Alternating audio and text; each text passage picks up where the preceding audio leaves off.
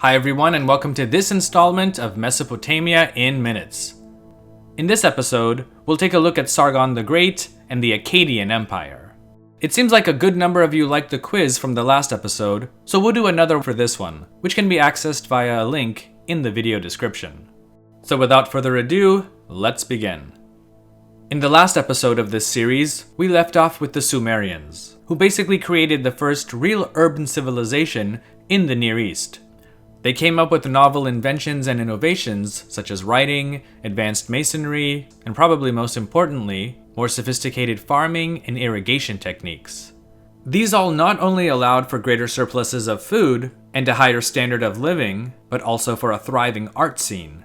It wasn't perfect by any means, and not all of this prosperity was shared by all, but for the most part, by the 25th century BC, the Sumerians were doing quite well for themselves. The thing is, when you have a great deal of success and prosperity, other people not only start to notice, but quite often, want what you have. And that's basically what happened around the year 2334 BC, when a man whose birth name is unknown, but who would call himself Shurukon, meaning legitimate king, came onto the scene. We know him today as Sargon of Akkad, or Sargon the Great.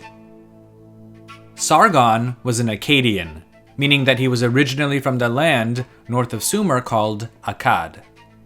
Though over time they adopted much from the Sumerians and generally lived peacefully with them, Akkadians were different in that they spoke an early version of a Semitic language that we today also call Akkadian. There are many stories, legends, and even epics about Sargon, but historically, what we know is that around the year 2334 BC, he had conquered all of Sumer by defeating a powerful king named Lugal-Zaggezi. This, though, wasn't enough. Uniting Sumer with his homeland of Akkad, Sargon went on campaigns of conquest that eventually extended his domain to include parts of Elam and the Zagros Mountains in Iran, parts of south-central Anatolia, and also areas of the eastern Mediterranean that today form parts of Syria and Lebanon. Sargon, or at least various epics dedicated to Sargon, even claim that he exacted tribute from Cyprus, though in all honesty, this is very difficult to prove. Sargon, though, was more than simply a conqueror. In many ways, he was a revolutionary. For one, he broke with tradition, and instead of taking up residence in one of the more established, even holy cities, such as Ur, Uruk, Nippur, or Kish, Sargon built his own capital city, called Agade, whose precise location has yet to be determined. Establishing the world's first true empire, Sargon created an efficient bureaucratic system to help him run it. He redistributed valuable lands and properties, most often to his supporters, and also standardized the system of weights and measures to make commerce within his new realm much easier. Sargon's government also sent trade missions to all of the other kingdoms and lands of the known world, including those as far away as Oman and the Indus River Valley.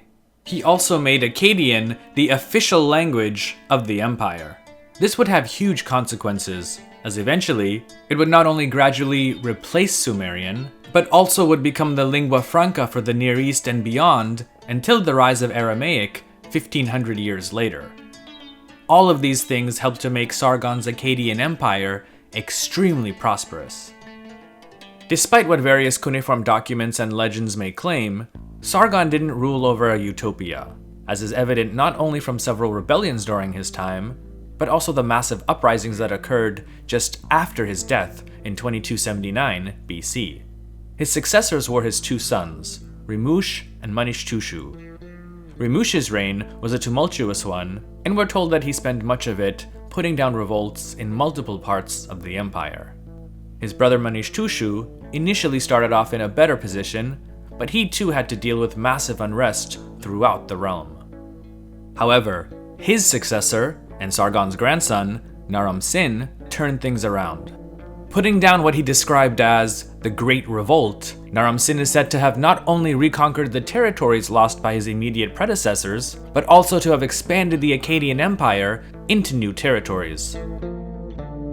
In the end, though, constant revolts, overall political instability, and possibly even an extended period of severe drought may have all contributed to the Akkadian Empire's rapid demise around 2200 BC. By the end of the reign of Naram Sin's son, Shar-Kali-Shari, what was once the great Akkadian Empire may have only consisted of a few territories around the vicinity of the capital, Agade. Tradition claims that the final nail in the coffin was when a barbaric people from the Zagros Mountains, known as the Gutians, swept in and destroyed Agade, and, at least for the time being, Akkadian civilization. Despite this, Sargon and Naram Sin would be remembered for centuries afterward as two of ancient Mesopotamia's most powerful rulers. The memory of both of these men would go on to inspire many of the kings who would come after them to establish empires of their own. We'll take a quick look at some of these empires in future episodes of Mesopotamia in Minutes. Stay tuned. So that wraps up this episode, but if you'd like to test your knowledge of what we covered, check out the link with some questions in the video description. You can also find links to related episodes that I've done in the past. Thanks so much for stopping by, I really appreciate it. If you learned something or simply just enjoyed the video, please don't hesitate to hit that like button because it helps the channel out a lot. Also, check out the History with Sai podcast, where I go into more detail with regard to some of the topics discussed on the channel. You can also follow History with Sai on Instagram, Facebook, and Twitter.